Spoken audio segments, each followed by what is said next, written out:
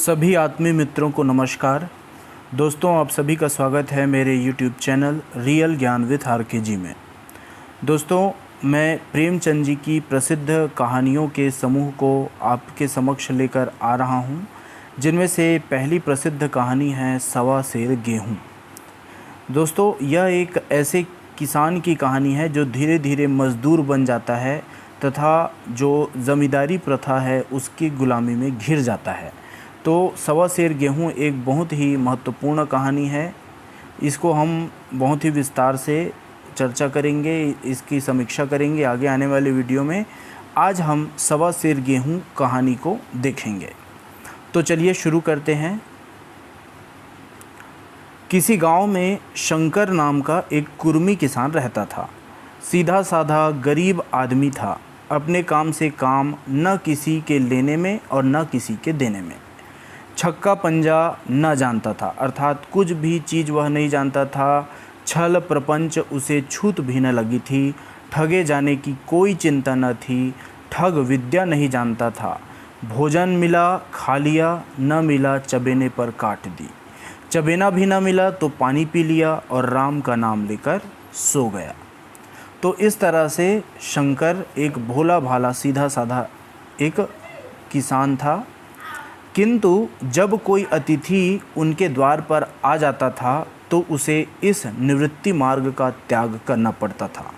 विशेषकर जब साधु महात्मा पदार्पण करते थे, अर्थात उनके द्वार पर आते थे, तो भोला एक शंकर जो है किसान है, उसे अनिवार्यतः सांसारिकता की शरण लेनी पड़ती थी।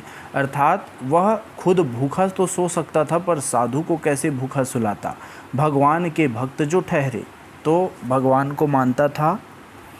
एक दिन संध्या का समय था। एक महात्मा ने आकर उसके द्वार पर डेरा जमाया। तेजस्वी मूर्ति थी। पीताम्बर अर्थात पीला वस्त्र गले में, जटा सिर पर, पीतल का कमंडल हाथ में, खड़ाऊ पैर में, ऐनक आँखों पर। संपूर्ण वेश उन महात्माओं का सा था जो रईसों के प्रासादों अर्थात महलों में तपस्या, हवा गाड़ियों पर देव स्थानों की परिक्रमा और योग सिद्धि प्राप्त करने के लिए रुचिकर भोजन करते थे। घर में जौ का आटा था। अब शंकर जौ का आटा उसे कैसे खिलाता जो साधु है उसको। प्राचीन काल में जौ का चाहे जो भी महत्व रहा हो, पर वर्तमान के युग में जौ का भोजन सिद्ध पुरुषों के लिए दुष्पाच्य होता है, अर्थात बड़ी कठिनता से पच पाता है। तो उसे बड़ी चिंता हुई, महात्मा जी को क्या खिलाऊं। आखिर उसने निश्चय किया कि कहीं से गेहूं का आटा उधार लाऊं, पर गांव भर में गेहूं का आटा न मिला, क्योंकि गांव में सब मनुष्य ही मनुष्य थे, देवता एक भी न था। अतएव देवताओं का खाद्य पदार्थ कैसे मिलता। तो सौभाग्य से गांव में एक विप्र महाराज के यहाँ से थोड़ा सा गेहूँ शंकर को मिल गया। अब विप्र महाराज के यहाँ से उन्हें गेहूँ मिल गया, पंडित जी के यहाँ से। तो उसने सवा सेर गेहूँ उधार लिया और स्त्री से कहा कि पीस दे। अपनी स्त्री से कहा, गेहूँ लाकर अपनी स्त्री को दे दिया, इसको पीस दो। तो महात्मा ने भोजन किया और लंबी तान कर सो गए। प्रातःकाल आशीर्वाद देकर महात्मा ने अपनी राह ले ली। अब जो विप्र महाराज है, जिसने शंकर को सवा सेर गेहूँ उधार दिया था, ठीक है, साल में 2 बार खलिहानी लिया करते थे। शंकर एक दिल में कहा, शंकर ने सोचा कि सवा सेर गेहूँ इन्हें क्या लौटाऊँ, पंसेरी बदले कुछ खलिहानी दे दूँगा, यह भी समझ जाएंगे, मैं भी समझ जाऊँगा। तो चैत के महीने में जब विप्र जी पहुँचे तो उन्हें 1.5 पंसेरी के लगभग गेहूँ दे दिया, ठीक है। और उसने उसको उऋण समझकर, अर्थात खुद को उऋण अर्थात ऋण से मुक्त समझकर उसकी चर्चा विप्र से नहीं की, ठीक है। सवा सेर गेहूँ के बदले उसने क्या किया, कितना गेहूँ दिया, 1.5 पंसेरी गेहूँ विप्र जी को दे दिया, ठीक है। और चर्चा नहीं की। उसने समझ लिया कि जो मैंने गेहूँ लाया था वह, उसका कर्ज जो है वह छूट गया। और विप्र जी ने भी फिर कभी न मांगा। तो सरल शंकर को क्या मालूम था कि यह 1.25 गेहूं चुकाने के लिए मुझे दूसरा जन्म लेना पड़ेगा। 7 साल गुजर गए। देखते देखते विप्र जी विप्र से महाजन हो गए। शंकर किसान से मजदूर हो गया।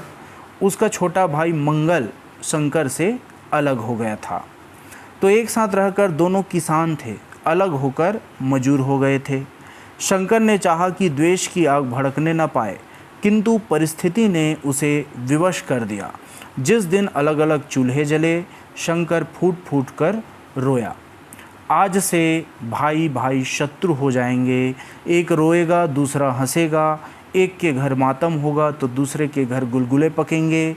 प्रेम का बंधन, खून का बंधन, दूध का बंधन आज टूट जाता है। उसने भगीरथ परिश्रम से कुल मर्यादा का वृक्ष लगाया था, उसे अपने रक्त से सींचा था। उसको जड़ से उखड़ता देखकर शंकर के हृदय के टुकड़े हुए जाते थे। तो इस तरह से बंटवारे के कारण 7 दिनों तक उसने दाने की सूरत तक नहीं देखी, अर्थात 7 दिनों तक भोजन ही नहीं किया। दिन भर की जेठ की धूप में शंकर काम करता और रात को मुंह लपेटकर सोया रहता। इस भीषण वेदना और दुस्सह अर्थात सह न सकने वाले कष्ट ने उसके रक्त को जला दिया, मांस और मज्जा को घुला दिया। बीमार पड़ा तो महीनों से खाट से न उठ पाया। अब गुज़र बसर कैसे हो। 5 बीघे के आधे रह गए, 1 बैल रह गया। खेती का क्या होती। अंत को यहाँ तक नौबत पहुँच गई कि खेती केवल मर्यादा की रक्षा का साधन मात्र रह गई और शंकर और उसके परिवार की जीविका का भार मजूरी पर आ पड़ा। तो इस तरह से 7 वर्ष बीत गए।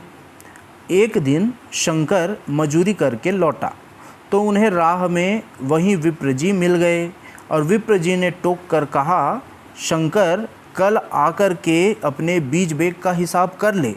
तेरे यहाँ 5.5 मन गेहूँ कब के बाकी पड़े हुए हैं और तू देने का नाम नहीं लेता। हजम करने का मन है क्या। शंकर ने चकित होकर कहा, मैंने तुमसे कब गेहूँ लिए थे जो 5.5 मन हो गए। तो विप्र ने कहा, तुम भूलते हो मेरे यहाँ किसी का छटाक भर न अनाज है न एक पैसा। ठीक है। शंकर ने कहा, तुम भूलते हो मेरे यहाँ किसी का छटाक भर न अनाज है और न एक पैसा उधार है। तो विप्र ने आगे कहा कि इसी नियत का तो यह फल भोग रहे हो कि खाने को नहीं जुड़ता।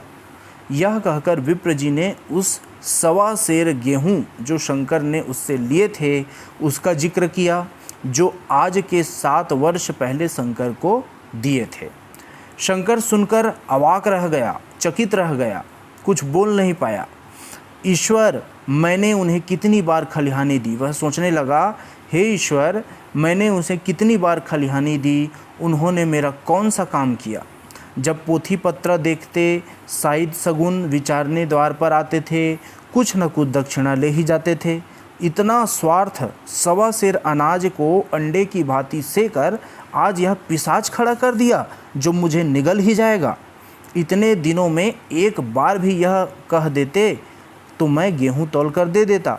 क्या इसी नियत से चुप साधे बैठे थे। तो इस तरह से वह सोच रहा है।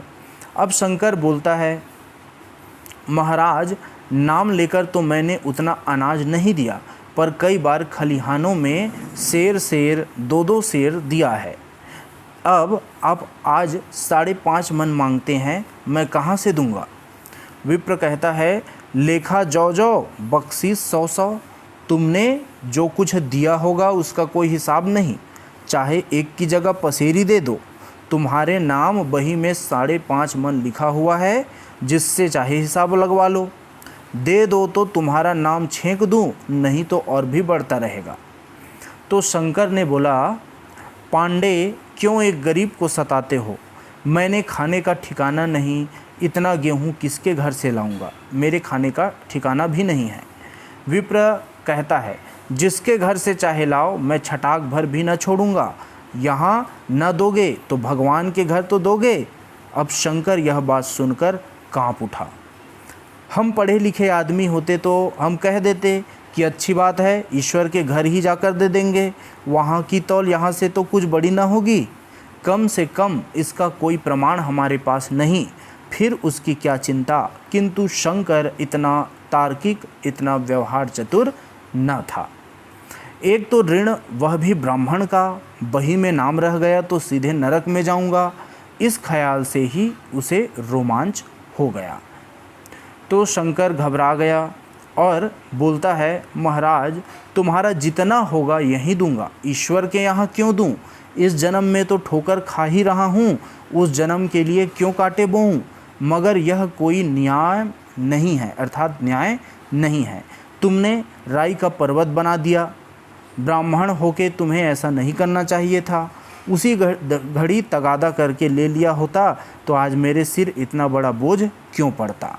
मैं तो दे दूंगा, लेकिन तुम्हें भगवान के यहाँ जवाब देना पड़ेगा। इस तरह से शंकर जो है विप्र को कहता है। अब विप्र शंकर की बात का जवाब देता है। विप्र कहता है, वहाँ का डर तुम्हें होगा, मुझे क्यों होने लगा? वहाँ तो सब अपने ही भाई बंधु हैं, ऋषि मुनि सब तो ब्राह्मण हैं, जो कुछ बने बिगड़ेगी संभाल लेंगे। तो कब देते हो तुम बताओ? इस तरह से विप्र कहता है। शंकर, मेरे पास रखा तो है नहीं, किसी से मांग जांच कर लाऊंगा तभी न दूंगा। विप्र, मैं यह न मानूंगा, 7 साल हो गए, अब एक दिन का भी मुलाहिजा न करूंगा। गेहूं नहीं दे सकते तो दस्तावेज लिख दो। अब शंकर जो है वह कहता है, मुझे तो देना है, चाहे गेहूं लो चाहे दस्तावेज लिखाओ, किस हिसाब से दाम रखोगे? इस तरह से पूछता है। तो विप्र बोलता है, बाजार भाव 5 सेर का है, तुम्हें 5.25 सेर का काट दूंगा। अब विप्र जो है वह उससे बोला।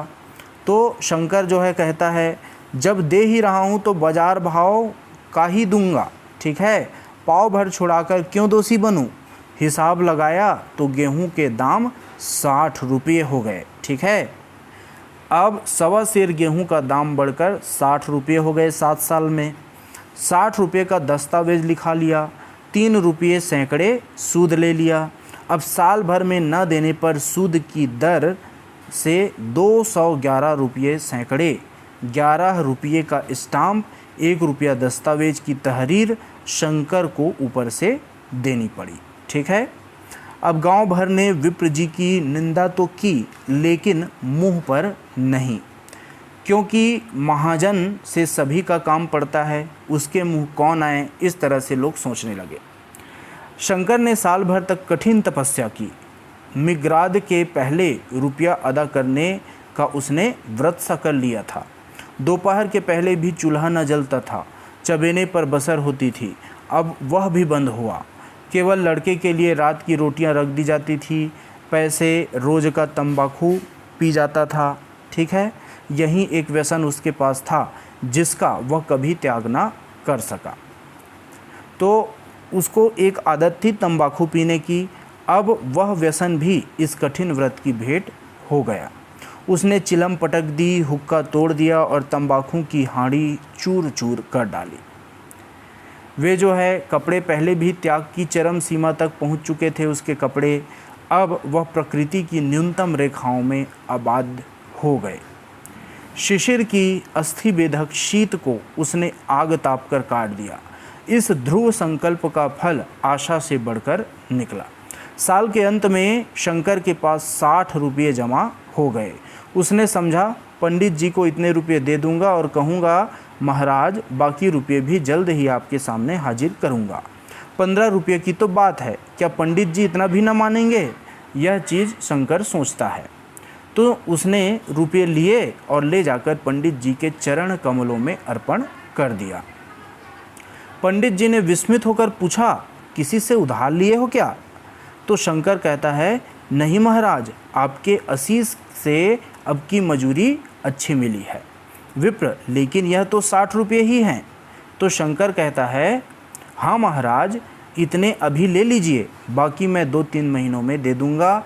मुझे उऋण कर दीजिए, अर्थात ऋण से मुक्त कर दीजिए। विप्र, उऋण तो जब ही होगे जब मेरे कौड़ी कौड़ी चुका दोगे, जाकर मेरे 15 रुपये और लाओ। तब शंकर कहता है, महाराज इतनी दया करो, अब सांझ की रोटियों का भी ठिकाना नहीं है। गांव में हूँ तो कभी न कभी दे ही दूंगा। तो विप्र कहता है, मैं यह रोग नहीं पालता, न बहुत बातें करना जानता हूँ। अगर मेरे पूरे रुपये न मिलेंगे तो आज से 3 रुपये सैकड़े का ब्याज लगेगा।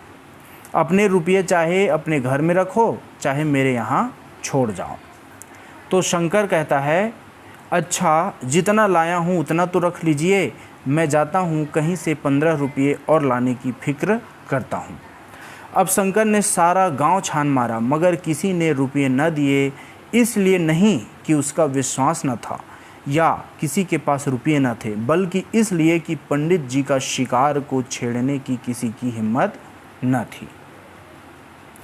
तो इस तरह से क्रिया के पश्चात प्रतिक्रिया जो है वह नैसर्गिक नियम है।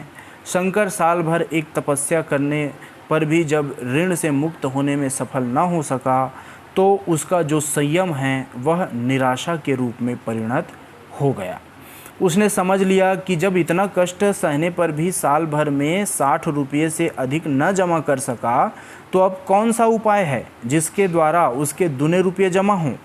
जब सिर पर ऋण का बोझ ही लादना है तो क्या मन भर का और क्या सवा भर का। तो उसका उत्साह क्षीण हो गया, समाप्त हो गया। मेहनत से उसे घृणा हो गई। आशा उत्साह की जननी है।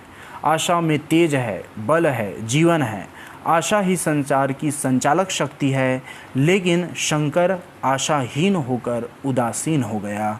वह ज़रूरतें जिनको उसने साल भर तक टाल रखा था अब द्वार पर खड़ी होने वाली भिखारिणी न थी, बल्कि छाती पर सवार होने वाली पिशाचनियाँ थी जो अपनी भेंट लिए बिना जान नहीं छोड़ती थी।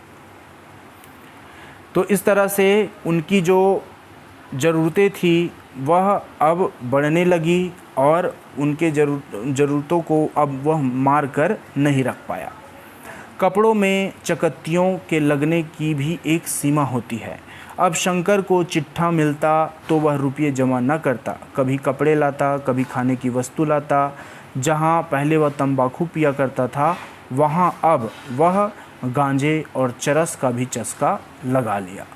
उसे अब रुपये अदा करने की कोई चिंता न थी, मानो उसके ऊपर किसी का एक पैसा भी नहीं आता।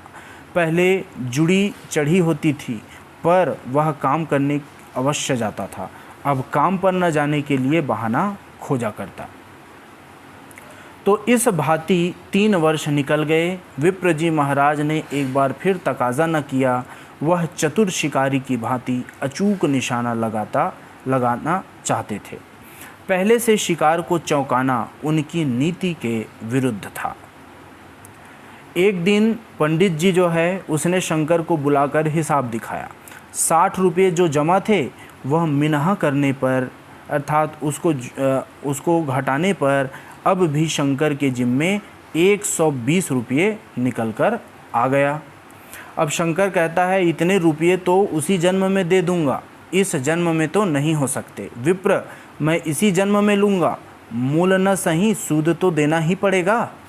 तो शंकर कहता है, एक बैल है वह ले लीजिए और मेरे पास रखा क्या है। विप्र कहता है, मुझे बैल बधिया लेकर क्या करना है, मुझे देने को तुम्हारे पास बहुत कुछ है। शंकर सोचता है और कहता है, और क्या है महाराज।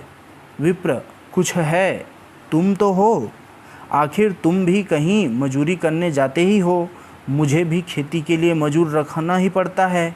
सूद में तुम हमारे यहाँ काम किया करो, जब सुभिता अर्थात जब तुम ठल्हा हो जाओगे, सुभिता अर्थात काम से फुर्सत मिल जाएगी तो मूल को दे देना। सच तो यो है कि अब तुम किसी दूसरी जगह काम करने नहीं जा सकते जब तक मेरे रुपये नहीं चुका दो। तुम्हारे पास ना कोई जायदाद नहीं है, इतनी बड़ी गठरी में मैं किस एतबार पर छोड़ दूँ। कौन इसका ज़िम्मा लेगा कि तुम मुझे महीने महीने सूद देते जाओगे और कहीं कमाकर जब तुम मुझे सूद भी नहीं दे सकते तो मूल की कौन कहे। इस तरह से जो पंडित है वह शंकर को कहता है। तो शंकर कहता है, महाराज सूद में तो काम करूँगा और खाऊँगा क्या। विप्र, तुम्हारी घरवाली है, लड़के हैं, क्या वे हाथ पांव कटा के बैठेंगे। रहा मैं तुम्हें आधे शेर जो है वह रोज़ कलेवा के लिए दे दूँगा। उड़ने के लिए साल में एक कंबल पा जाओगे, एक मिर्जई भी बनवा दिया करूँगा, और क्या चाहिए। यह सच है कि और लोग तुम्हें 6 आने देते हैं, लेकिन मुझे ऐसी गरज नहीं है, मैं तो तुम्हें रुपये भरने के लिए रखता हूँ। तो शंकर ने कुछ देर तक गहरी चिंता में पड़े रहने के बाद कहा, महाराज यह तो जन्म भर की गुलामी हुई। विप्र ने कहा, गुलामी समझो चाहे मजदूरी समझो, मैं अपने रुपये भराए बिना तुमको कभी न छोड़ूंगा। तुम भागोगे तो तुम्हारा लड़का भरेगा, हाँ जब कोई ना रहेगा तब की बात दूसरी है। तो उस महाजन की निर्णय की कहीं अपील न थी। मजूर की जमानत कौन करता, कहीं शरण न थी। भाग कर आखिर जाता कहाँ। दूसरे दिन से उसने विप्र जी के यहाँ काम करना शुरू कर दिया। 1.25 सेर गेहूँ की बदौलत उम्र भर के लिए गुलामी की बेड़ी में पैरों में डालनी पड़ी। उस अभागे को अब अगर किसी विचार से संतोष होता था तो वह था कि वह मेरे पूर्व जन्म का संस्कार है। स्त्री को वे काम करने पड़ते थे जो उसने कभी न किए थे। बच्चे दानों को तरसते थे, लेकिन शंकर चुपचाप देखने के सिवा और कुछ कर न सकता था। वह गेहूं के दाने किसी देवता के शाप की भांति यावत जीवन अर्थात उसके संपूर्ण जीवन उसके सिर से न उतरे। शंकर ने विप्र जी के यहाँ 20 वर्ष तक गुलामी करने के बाद दुस्सार संसार का प्रस्थान किया, अर्थात 20 वर्ष तक वह बंधुआ मजदूर रहने के बाद अपने प्राण त्याग दिए। अब ये जो 120 रुपया जो है अभी तक उसके सिर पर सवार थे। अब पंडित जी ने उस गरीब को ईश्वर के दरबार में कष्ट देना उचित न समझा। इतने अन्यायी, इतने निर्दयी न थे। उसके जवान बेटे की गर्दन उन्होंने पकड़ी और आज तक वह विप्र जी के यहाँ काम करता है। उसका उद्धार कब होगा भी या नहीं, ईश्वर ही जाने। तो इस तरह से दोस्तों, आप इस वृत्तांत को कपोल कल्पित न समझिए। यह जो है वह सत्य घटना पर आधारित है। इस कारण बहुत ही इम्पोर्टेंट कहानी है और ऐसे शंकरों और विप्रों से दुनिया खाली नहीं है। तो दोस्तों, आज के वीडियो में इतना ही।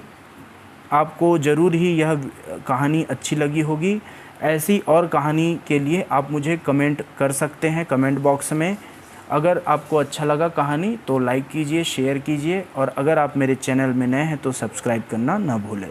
तो दोस्तों, आज के लिए इतना ही। धन्यवाद।